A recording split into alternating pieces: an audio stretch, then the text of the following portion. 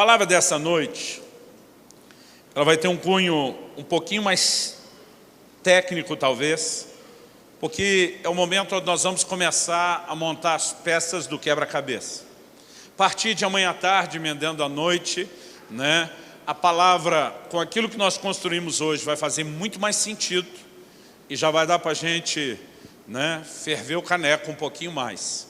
Mas eu preciso que nessa noite, mesmo que eu talvez não conte muita história, experiência, não grite, eu preciso que você me acompanhe, construindo o raciocínio, que vai fazer muito mais sentido quando você ouvir a palavra e a ministração de amanhã à tarde. Então vamos lá. 1 de João, capítulo 4, versículo 13.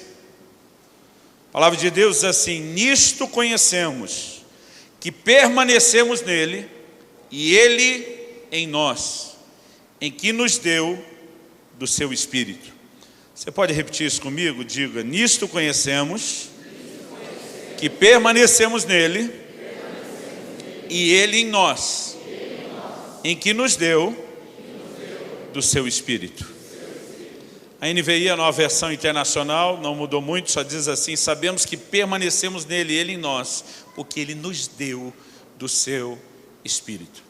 A pessoa do Espírito Santo é a pessoa da Trindade, talvez menos conhecida ou entendida da igreja, inclusive nos ciclos pentecostais, carismáticos, renovados. Porque na verdade a gente fala muito nele, mas pouco sobre ele. Eu creio que temos uma falta enorme de ensino. Eu particularmente nasci e cresci numa igreja evangélica, sou grato a Deus por isso, mas a igreja que meus pais frequentavam quando eu era ainda bem criança, e mesmo algumas depois mudando de cidade, eu brinco que algumas delas quase davam a entender que o Espírito Santo tinha sido sepultado junto com o último dos apóstolos. Que tudo aquilo que você lê no livro de Atos foi só para aquela época, que nada mais disso a gente pode esperar que aconteça hoje. E muitas vezes o que eu ouvia sobre o Espírito Santo, pelo menos o ensino onde eles se defendiam daquilo que aparentemente os pentecostais ensinavam, dava quase a entender que ou isso tudo era balela, ou se fosse verdade era bom a gente ficar com medo. Porque se o Espírito Santo te pegasse, só Deus sabe, e aqui no caso é literalmente só Deus sabe o que poderia acontecer com você. A gente cresce num ambiente, eu em um, você em outro, que muitas vezes formata a nossa opinião. Eu tenho visto gente crescer nos ambientes, nos ciclos pentecostais, carismáticos, embora estava em ambientes onde havia liberdade para a ação do Espírito Santo, havia uma má administração enorme a respeito de como lidar com os dons, havia abusos. Eu não sei qual é a sua história, mas eu gostaria que você pudesse ouvir o que nós vamos ensinar esses dias, não a partir da sua experiência, mas a partir do esforço que nós vamos fazer para construir uma doutrina. O que estamos fazendo aqui é estabelecendo uma doutrina. O texto fala a respeito de permanecermos em Deus e Ele em nós. E temos o conhecimento, a certeza disso através de um único e simples, porém poderoso fator, que Ele nos deu do seu Espírito. A razão pela qual o Espírito Santo nos foi dada, querido, é da mais alta importância, é da mais alta relevância. Eu ouso dizer a você que não existiria, não haveria vida cristã sem o Espírito Santo, assim como não haveria sem o Pai e nem o Senhor Jesus. Muitas vezes os crentes olham para o Espírito Santo quase como se ele fosse um opcional desses de carro. Que quando você vai comprar e diz, bom, se der para ter ar-condicionado, melhor. Se der para ter vidro elétrico, melhor. Se der para ter direção hidráulica, melhor. E alguns crentes assim, se der para ter o Espírito Santo, legal. Mas se não der, eu sobrevivo. Isso não é verdade. O Espírito Santo não é como opcional de carro. Eu diria que sem ele não tem o carro ou o carro não anda. O Espírito Santo, querido, ele é apresentado num lugar de muita importância na nossa relação com Deus. Olha o que João está dizendo: nisto sabemos que permanecemos nele e ele em nós, que nos deu do seu Espírito. O fato de Deus ter nos dado do seu Espírito não é algo sem importância. Muitas vezes nós não paramos para pensar por que o Espírito Santo nos foi dado. quando na verdade ele veio e veio justamente com uma missão. O apóstolo Paulo escreve lá em 1 Coríntios, no capítulo 3 e no versículo 16, e ele faz a pergunta: não sabeis que vocês são santuário do Espírito Santo que habita em vós? Eu olho para uma declaração como essa, quando ele pergunta isso, e ele está tratando quase como quem diz: ei, vocês não sabem o óbvio, que vocês são o santuário do Espírito Santo que habita em vocês. Quando a Bíblia diz que ele nos deu o seu Espírito, não está dizendo apenas que ele deu em um momento ou outro, para uma experiência ou outra. A Bíblia diz que essa dádiva do Espírito Santo, a certeza de que Deus está em nós e nós nele, é o fato de que ele veio morar, é o fato de que ele veio habitar dentro de mim e dentro de você. Nós somos a verdadeira casa de Deus. O Novo Testamento inicia com uma declaração de Estevão dizendo: Deus não habita em templos feitos por mãos de homens. No Velho Testamento isso foi verdade. A presença de Deus estava confinada a um prédio, o templo. A palavra de Deus nos mostra que há um momento específico onde Jesus na cruz brada: está consumado. E a Bíblia diz que o véu do Santo dos Santos, aquele lugar que um único homem, apenas um homem, uma vez por ano, o sumo sacerdote podia entrar para oferecer o sacrifício no dia da expiação. Esse lugar inacessível, esse lugar do qual o historiador Flávio Joséfo, a fonte histórica mais confiável depois da Bíblia, diz que o sacerdote entrava com a roupa cheia de sinos e amarrado numa corda. Qual era o propósito dos sinos? Enquanto eles estão tilintando, eles sabem que o camarada está se movendo e está vivo. Qual era a razão da corda? Se o sino parasse de tilintar, eles poderiam puxar, porque saberia que ele morreria. Se entrasse naquele lugar de qualquer forma, de qualquer maneira, ele seria fulminado pela presença de Deus. Houve uma época em que a glória de Deus esteve confinada a um prédio. Mas Estevão diz: ele não habita em prédios feitos por mãos de homens, pelo menos não mais. Quando o véu se rasgou, Deus diz: minha presença não estará mais limitada ou confinada a esse lugar. E a Bíblia diz que o Espírito Santo veio fazer morada em nós. Eu e você somos morada de Deus no Espírito, diz a carta de Paulo aos Efésios. Eu e você somos o santuário de Deus e o Espírito Santo habita em nós. Agora, por que você acha que o Espírito Santo veio morar em você? Será que é porque não tinha mais lugar para ele no céu? E ele descobriu que podia morar em você de graça, sem pagar aluguel? Obviamente nós sabemos que essa não é a razão. O Espírito Santo veio habitar em nós, veio habitar em mim, veio habitar em você, com um propósito. Ele tem uma missão. E nós precisamos entender que essa missão, o papel que ele tem a desempenhar, ele é essencial. Eu quero começar falando, primeiro ponto do que eu quero compartilhar, né? Se eu pudesse dar um tema a essa mensagem hoje, seria o Espírito Santo em nós.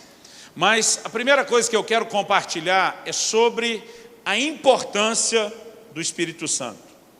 Em primeiro lugar, a gente pode dizer que sem ele não há arrependimento. Jesus diz em João, no capítulo 16, no versículo 8, se você quiser tomar nota esses dias, nós vamos trazer uma enxurrada de texto bíblico. Em João 16, 8, Jesus, falando do Espírito Santo, diz: ele vos convencerá do pecado, da justiça e do juízo. Não existe convencimento do pecado sem a ação do Espírito Santo. Não existe arrependimento sem a operação do Espírito Santo. E sem arrependimento não tem nada, porque o arrependimento é o começo de qualquer reaproximação do homem com Deus. A mensagem que Jesus veio pregando é essa: arrependei-vos e, em segundo lugar, depois de arrepender, crede no Evangelho. Muitas vezes eu vejo gente pregando para os outros, dizendo: você tem que crer. Não, antes de crer, a Bíblia manda arrepender. Em primeiro lugar, arrependimento. A fé vem em segundo. Se você vai para Hebreus capítulo 6, que trata dos rudimentos da doutrina de Cristo, arrependimento primeiro, fé depois. Quem nos conduz ao arrependimento? O Espírito Santo. Quem produz a fé depois e é chamado nas Escrituras de o Espírito da fé? O Espírito Santo. Ou seja, sem a ação dele, o homem jamais vivenciaria o arrependimento ou teria um encontro com Cristo. Sem a ação do Espírito Santo não há novo nascimento. Na carta de Paulo a Tito, no capítulo 3 e no versículo 5, ele fala do lavar da regeneração do Espírito Santo. Há um lavar do Espírito Santo que é chamado de o lavar da regeneração. Regenerar é gerar de novo, ou nos levar a nascer de novo. Jesus fala sobre nascer da água e do Espírito quando está falando do novo nascimento. Não há arrependimento e, em segundo lugar, quero destacar, não há novo nascimento sem a ação do Espírito Santo. O que mais o Espírito Santo tem a missão de fazer? Abra aí sua Bíblia comigo em 2 Coríntios, no capítulo 3 e no versículo 18. 2 Coríntios, capítulo 3, verso 18. O texto diz: e todos nós, com o rosto desvendado, contemplando como por espelho a glória do Senhor, somos transformados, de glória em glória, na sua própria imagem, como pelo Senhor, o Espírito. Diga comigo: somos transformados, de glória em glória, na sua própria imagem, pelo Senhor, o Espírito. A Bíblia está dizendo que é o Espírito Santo que nos transforma progressivamente de glória em glória, com a glória cada vez maior. É o Espírito Santo que não só nos transforma de pior para melhor, mas na imagem do Senhor Jesus.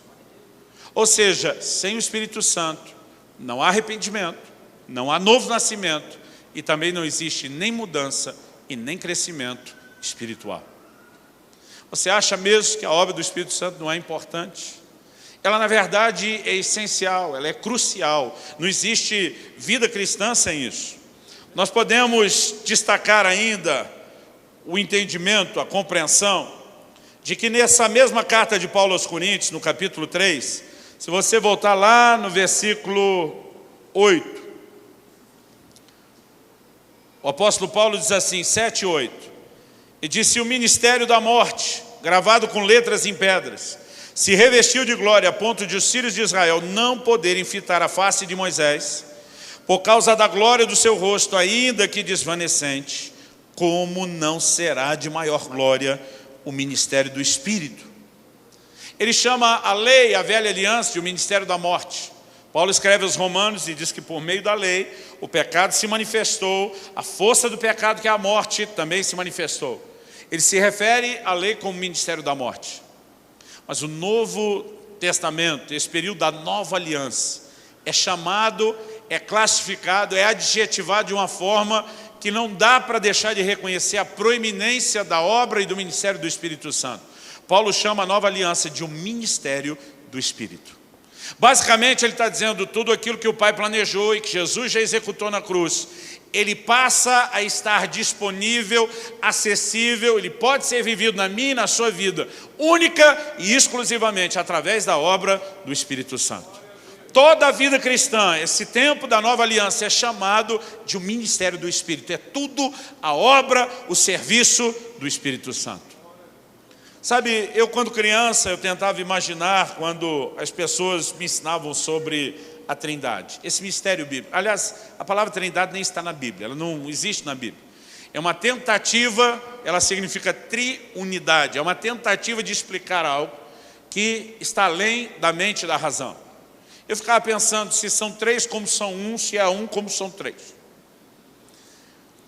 Eu muitas vezes ouvi explicações que eu achava interessante, que mostravam como as três pessoas interagem. Por exemplo, alguém, e esse é um exemplo antigo no meio pentecostal, diz que você pode comparar a Trindade com o Sol.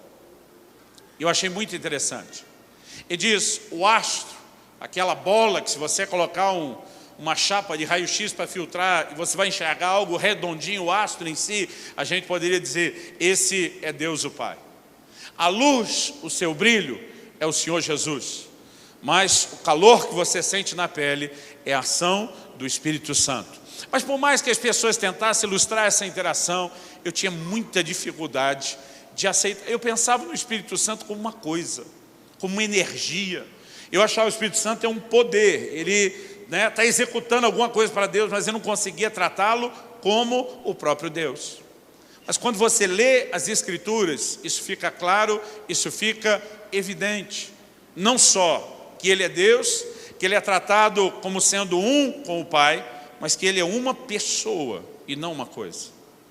Interessante que uma personalidade na Bíblia, e a gente precisa, perceber isso, por exemplo, quando Jesus, só reforçando a ideia aqui de que ele é Deus, quando Jesus foi acusado pelos fariseus de expulsar demônios por Belzebu, o maioral dos demônios, Jesus começa a confrontá-los e ele diz o seguinte, ele usa essa expressão dizendo, como vocês falam isso quando eu estou expulsando demônios pelo dedo de Deus?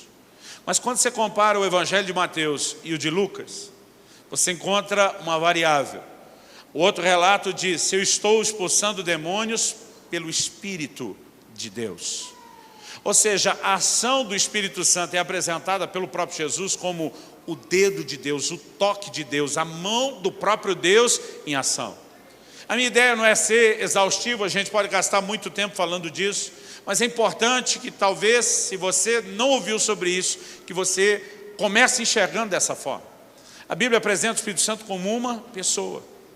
Uma coisa interessante de qualquer personalidade, seja Deus, anjo, demônio, homem, é que a personalidade ela tem 3 elementos, ela é composta de pelo menos esses 3, esse tripé que sustenta a personalidade.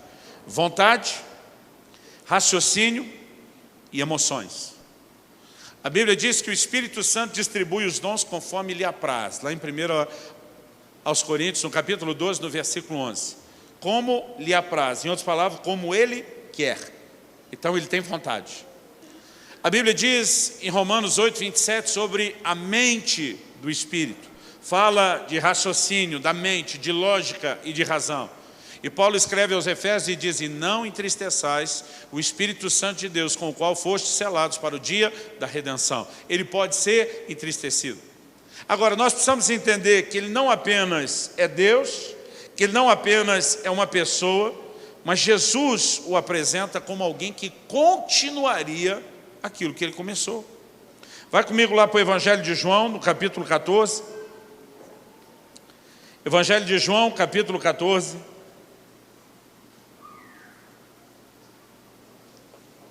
Versos 16 e 17. Jesus diz assim, eu rogarei ao Pai, e Ele vos dará outro Consolador. O texto diz assim, a fim de que esteja para sempre convosco, o Espírito da verdade, o qual o mundo não pode receber, porque não vê nem o conhece. Vós o conheceis, porque Ele habita convosco e estará em vós. 18, não vos deixarei órfãos, voltarei para vós outros. 2 coisas que Jesus fala aqui. Primeiro ele diz, não estou abandonando vocês porque eu volto. A minha ausência será temporária, mas durante o tempo da minha ausência, eu vou enviar um outro. Essa palavra traduzida como outro fala, outro igual em qualidade. Exatamente como o primeiro daquele a quem se faz a comparação. Ele diz, vou enviar um outro ajudador. Algumas versões traduzem como ajudador, outras consolador. A palavra no original grego é parácletos ou paracletos, chamado ou convocado a estar do lado de alguém. Era usado para falar de alguém que pleiteava a causa de outro diante de um juiz, de um intercessor, de um conselheiro de defesa, de um assistente legal, de um advogado. É impressionante a abrangência do significado. Jesus diz, um outro igual a mim, que será o ajudador de vocês.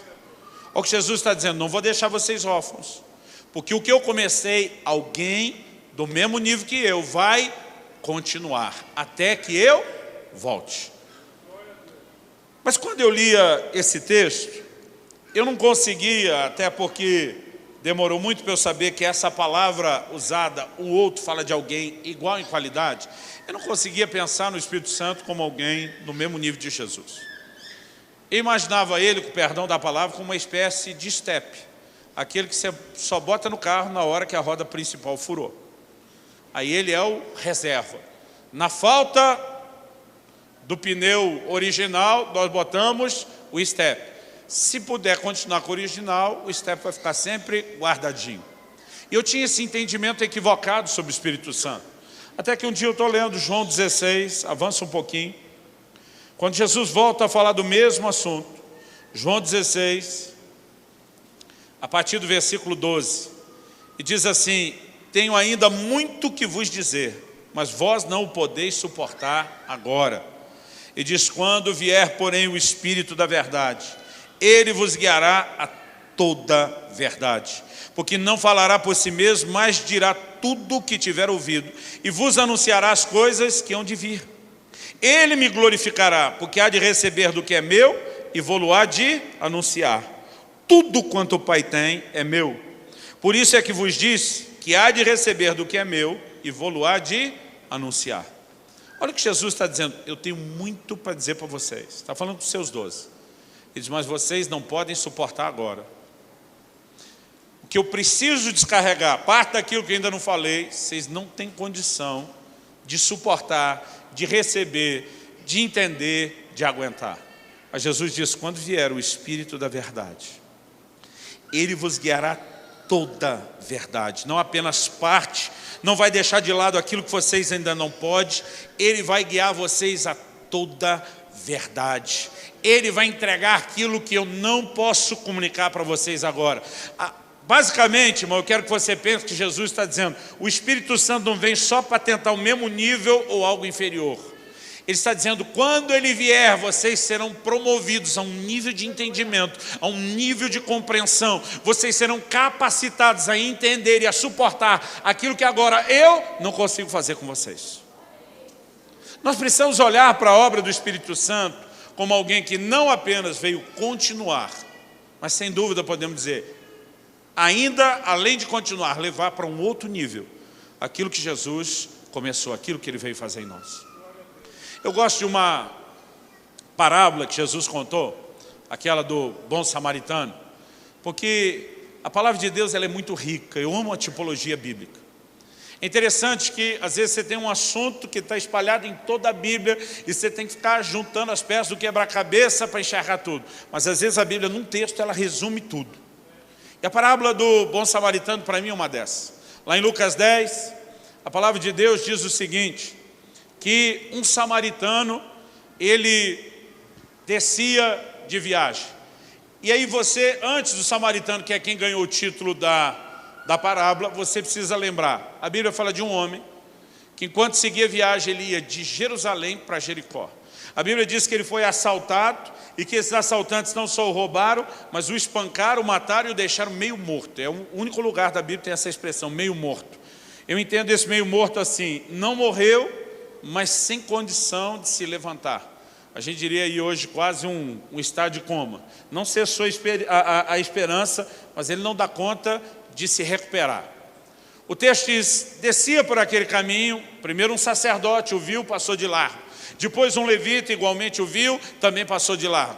E depois a Bíblia diz: vinha também um samaritano. E esse samaritano, que nós passamos a classificá-lo bom pelo que ele fez, ele socorre esse homem. A Bíblia diz que aplica nas suas feridas azeite e vinho, ou coloca numa cavalgadura, ou leva para uma hospedaria, paga o hospedeiro dizendo: cuida dele até que eu volte. Além da história que Jesus queria contar, porque Jesus falou sobre amar o próximo. Alguém querendo se desculpar diz: quem é meu próximo? Jesus basicamente com a parábola está dizendo: o próximo é a bola da vez. Não é próximo só de ser vizinho, morar do lado, não é próximo só de você ter relacionamento, é aquela pessoa perto de você que precisa de ajuda. Esse é o seu próximo. Mas Jesus podia só ter explicado isso, mas ele recheou essa parábola de significados que eles entendiam. Quando a gente fala Jerusalém, Jericó, para nós não significa muita coisa.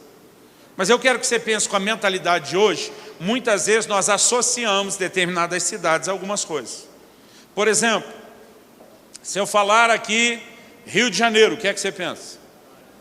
Tem gente que pensa praia, Corcovado, tem uns que já pensam em Arrastão, Bala Perdida. Dependendo o tipo de história que você viu, a experiência que você teve, a uma associação. Outro dia eu estava no meio de alguns jovens que tinham se convertido, a maioria veio do mundo das drogas, e eu perguntei para eles: se eu falar a palavra Amsterdã, o que é que vocês pensam? Todo mundo: droga à vontade, sem ser crime. Porque as cidades acabam ganhando significados por aquilo que elas representam. Quando Jesus fala que esse homem saiu de Jerusalém, ele está falando de uma cidade na Bíblia que reconhecidamente é um lugar de bênção. Jesus diz, não jure por Jerusalém, porque é a cidade do grande rei. Ele aponta para os eventos futuros e como o propósito de Deus vai se convergir lá. Mas Jerusalém é apresentado na Bíblia como um lugar de bênção. Já Jericó, por outro lado, é um lugar de maldição. Mesmo que tenha sido um lugar de conquista, Josué se levanta e diz lá em Josué 6, maldito seja o homem que reedificara Jericó. Com a perda do seu filho primogênito, coloca os fundamentos, com a perda do seu filho mais novo, vai colocar as portas. E quando você lê 1 Reis 16, 34, a Bíblia fala de um tal de Iel, betelita, alguém que era de Betel. Ele decidiu, apesar da palavra, reconstruir Jericó. A Bíblia diz, com a perda do seu filho mais novo, mais velho, o primogênito, colocou os fundamentos, que era o começo. Com a perda do mais novo, o caçula, as portas, que eram o acabamento. A Bíblia diz, conforme a palavra que Deus havia dado a Josué. Jericó passa a significar, na linguagem bíblica, um lugar de maldição. Então ele está falando de alguém que sai de um lugar de bênção para um lugar de maldição.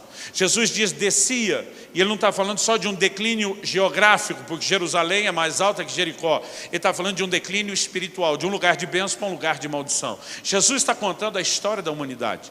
Jesus está falando da queda do homem. Quando o homem pecou, ele foi roubado. Jesus diz, se referindo ao diabo em João 10, o ladrão vem para roubar, matar e destruir.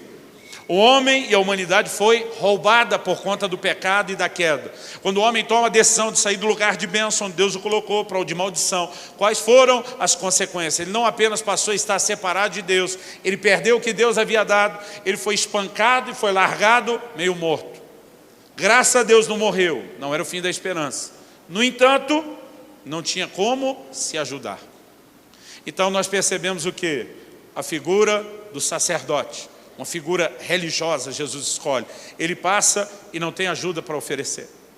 Se nós estamos falando que esse homem caído representa a humanidade no pecado, e que está nessa condição porque deixou o lugar de bênção para um de maldição através da desobediência do pecado, e essa foi a consequência, a pergunta é, por que o sacerdote não podia ajudá-lo?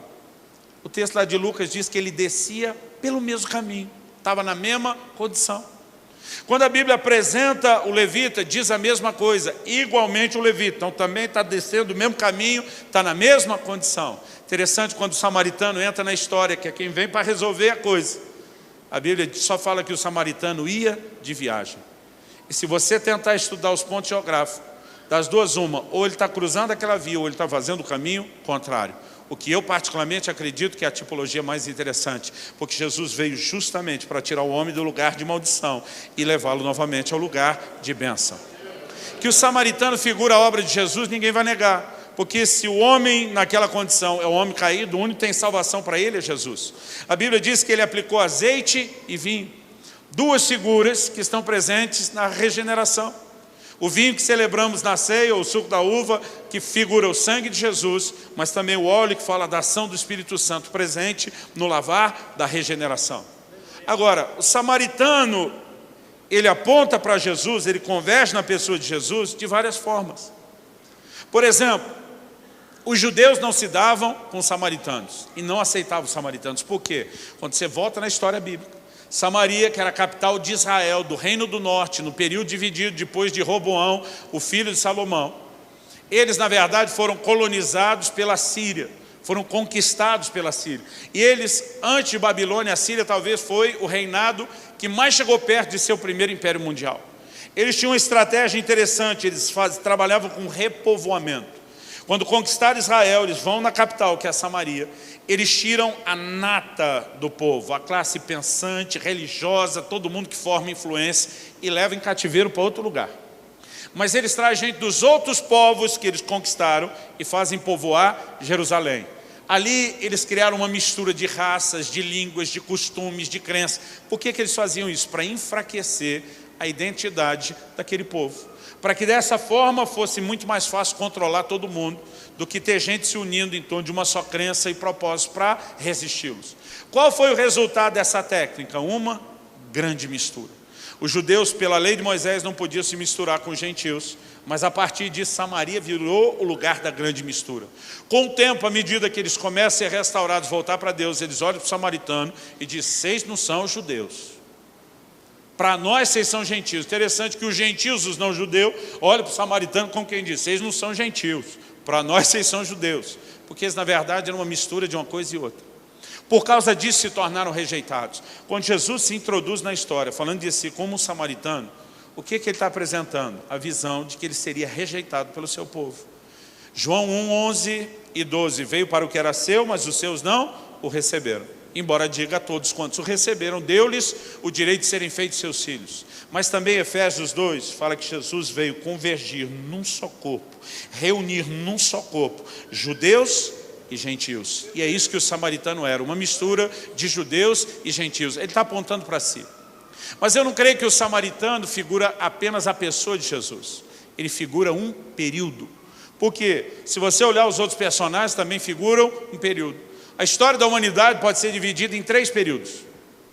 Em Romanos 5, 12, a Bíblia diz: por meio de um só homem entrou o pecado no mundo, e através do pecado a morte. Tudo começa com Adão. E a Bíblia diz: e a morte passou a todos os homens. A humanidade está caída, estragada desde o início.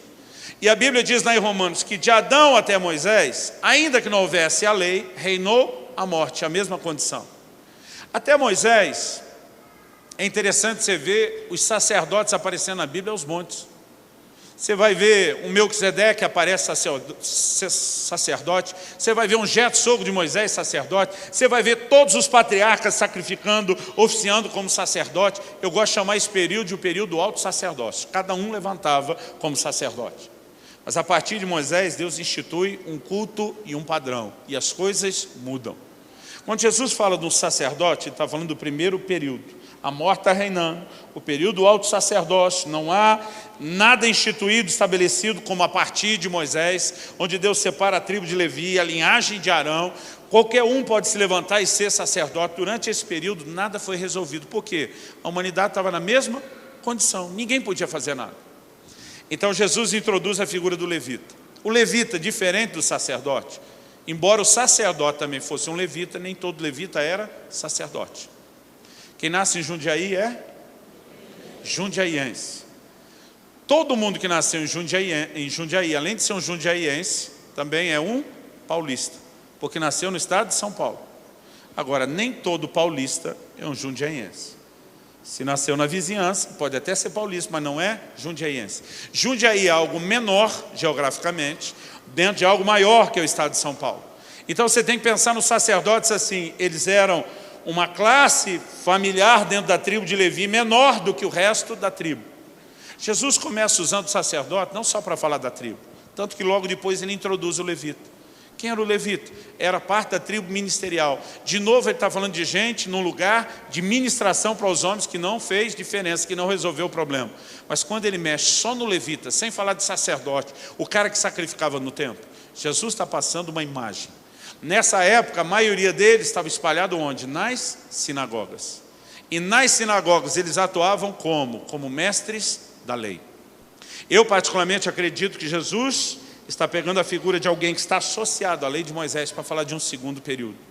O primeiro de Adão até Moisés. Em João capítulo 1, versículo 17 diz: a lei foi dada por meio de Moisés, a graça e a verdade, porém, por meio de Jesus. Então nós temos um período de Adão até Moisés, nós temos um segundo da lei de Moisés até que Jesus venha. Nesses 2 primeiros nada foi resolvido. Quando a Bíblia fala do samaritano, não é apenas a pessoa de Jesus, é um terceiro período, que envolve da primeira até a segunda vinda. O que o samaritano fala para o dono da hospedaria? Estou te dando aqui 2 denários, cuida dele até que eu volte. Ele está dizendo: eu vou me ausentar, confio essa humanidade caída aos teus cuidados, para que quando eu voltar, a coisa esteja resolvida. Alguns, e eu não tenho tempo para mexer nesse assunto, arrisca botar até um elemento escatológico, porque o denário era o pagamento de um dia de trabalho de um trabalhador normal. Quando ele diz: estou te adiantando 2 denários, ele diz: garantido que eu fico 2 dias fora. Se gastar mais, se tiver um trocado aí na conta, a gente acerta na volta. Então nenhum de nós pode tomar isso como exato demais, Mas isso nos faz pensar em algo mais. De Adão até Jesus, nós temos 4.000 anos de história da humanidade. Ele está falando de um período que ele diz, eu arrisco voltar entre mais ou menos 2, o que fechariam 6.000 anos de história de humanidade. E a Bíblia fala o tempo todo com figuras. 6 dias você trabalha, um 7º você descansa. O livro de Apocalipse fala de um reinado de Cristo de 1000 anos, que seria, na opinião de alguns, não quero tomar partido aqui, o descanso sabático. Irmão, a parábola é profética de ponta a ponta, independente dessa cronologia ser exata. Agora vamos pensar, se Jesus está resumindo o propósito eterno de Deus, o plano todo da redenção, vamos na parte que interessa. Nós não estamos no primeiro período, nós não estamos no segundo, graças a Deus já passou, nós vivemos o terceiro, onde o samaritano veio resolver o nosso problema. Amém? Agora, até que ele volte, durante o período da sua ausência, ele basicamente deixou 2 coisas relevantes. E diz, depois que eu socorro você, o trabalho tem que ser continuado na hospedaria. Há um lugar onde aquilo que o próprio Jesus começa é continuado. Eu creio que isso é uma figura da igreja. Mas ele diz, alguém que cuida da hospedaria, que lidera, que manda nesse negócio, que é o hospedeiro. Jesus diz, eu vou enviar um outro ajudador, alguém que continue aquilo que eu comecei. Isso significa que depois de entendermos a salvação que Jesus realizou, talvez as doutrinas mais importantes que a gente realmente precisa entender, se a gente quer que essa obra seja concluída, tem a ver a forma como entendemos e vivemos igreja, mas principalmente entendemos a pessoa e a obra do Espírito Santo. Quem está entendendo, diga amém. Amém. Quando a gente reconhece a importância da pessoa e da obra do Espírito Santo, isso nos leva agora a um outro lugar. Reconhecemos que Ele está em nós, nós nele, pelo fato de que nos deu o seu Espírito. Então, Deus ter nos dado o seu Espírito não é sem importância. Ele veio habitar em nós, para quê? Porque Ele tem uma missão a ser cumprida, a ser realizada. Aí começamos a missão desde a parte do arrependimento, novo nascimento, mudança, transformação, dar continuidade ao que Jesus começou. Agora, como o Espírito Santo faz essa obra? Vá comigo para Romanos capítulo 8, verso 26. E aqui nós temos o conceito que vai ser melhor explorado de uma forma muito empolgante amanhã, que é o conceito da interação com a pessoa do Espírito Santo. Romanos 8, 26 diz, também o Espírito semelhantemente nos assiste. Outra versão diz, nos ajuda em nossa fraqueza. Você pode repetir comigo? Diga, o Espírito Santo nos ajuda em nossa fraqueza. Algo interessante por trás dessa palavra, traduzida como nos ajuda, nos assiste, é que no original grego ela é um palavrão. Palavrão no sentido de ser grande. Sunanti lambanomai. Outro dia alguém me perguntou, pastor, onde o senhor... Porque na hora de falar do sunanti lambanomai eu gastei. Falei, sunanti lambanomai é a composição de 3 palavras. Sun, anti e lambano. Alguém me perguntou, e o mai? Falei, a conjugação da terceira pessoa no verbo depoente. Na época eu lembrava, tinha decorado para impressionar vocês, mas eu esqueci agora. Aí porque eu apresentei isso de um jeito assim, o cara me perguntou, onde você estudou as línguas originais? Eu falei, estudei nada, eu tenho um aplicativo no meu tablet, que quando eu toco o dedo na palavra, ela puxa, aí para ficar mais culto, a gente diz o léxico da concordância do Dr. Strong, que estudou o grego, o hebraico, o aramaico, a vida inteira e deixou tudo de lambuja para nós. Mas essa palavra é a composição de sum, anti e lambano. O anti é uma palavra conhecida na língua portuguesa porque teve a influência, né, dessa palavra do grego. Ela não é latina, ela vem antes. Antes significa contra.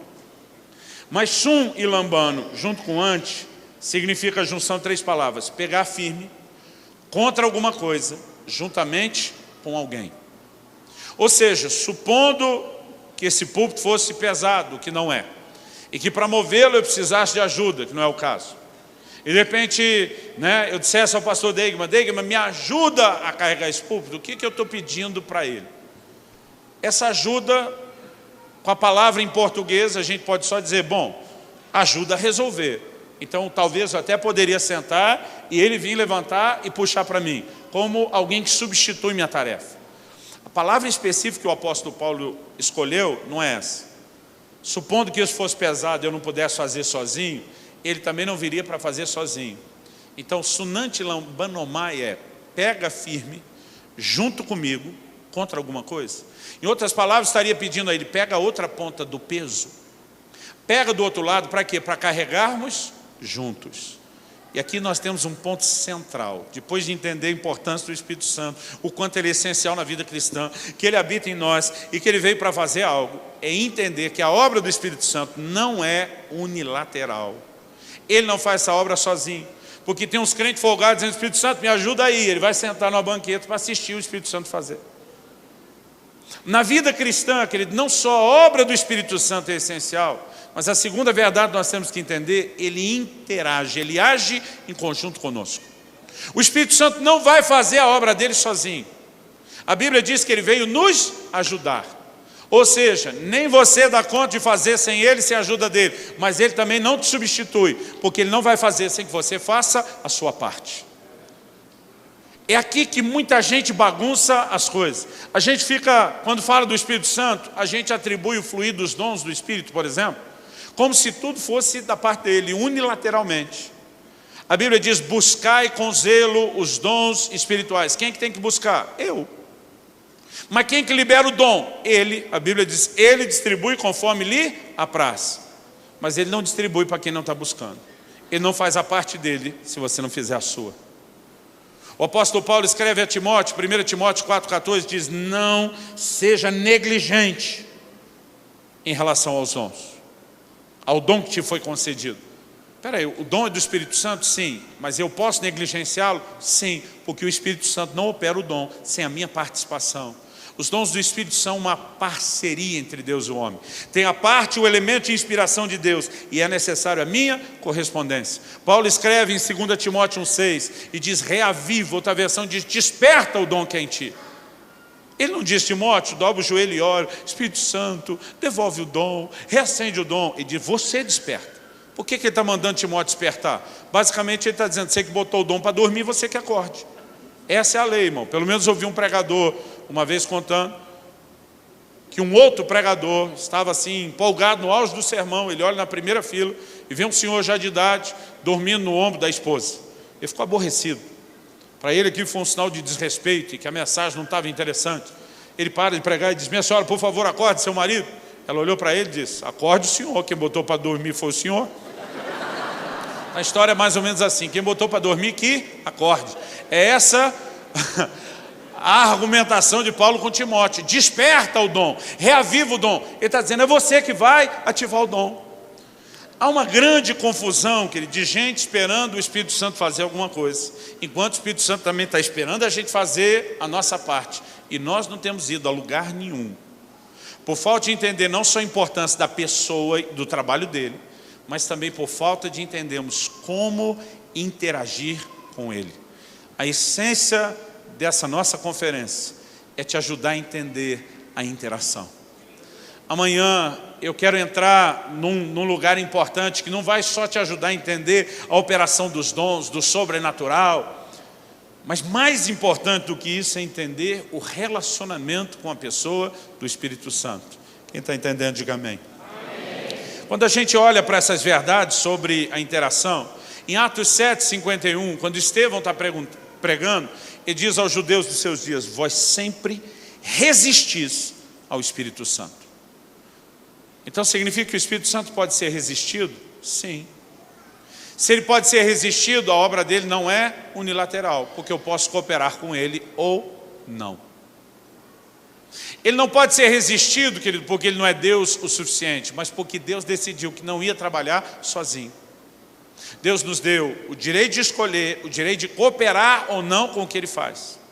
E nós não podemos esperar uma obra unilateral.